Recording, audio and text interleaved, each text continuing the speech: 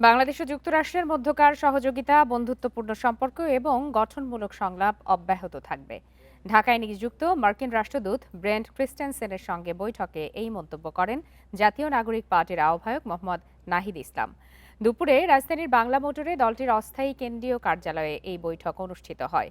বৈঠকে বাংলাদেশের ভবিষ্যৎ রাজনীতি, গণতান্ত্রিক উত্তরণ, এনসিপির রাজনৈতিক দর্শন নিয়ে আলোচনা হয়। এ সময় বর্তমান বিশ্বের অর্থনীতি ও ভূ রাজনৈতিক প্রেক্ষাপটে বাংলাদেশের উন্নয়নে যুক্তরাষ্ট্রের সঙ্গে সম্পর্কের গুরুত্ব তুলে ধরা হয়। একই সঙ্গে দ্বিপাক্ষিক ও বহুপক্ষীয় সহযোগিতা আরও জোরদার করার আহ্বান জানানো হয়।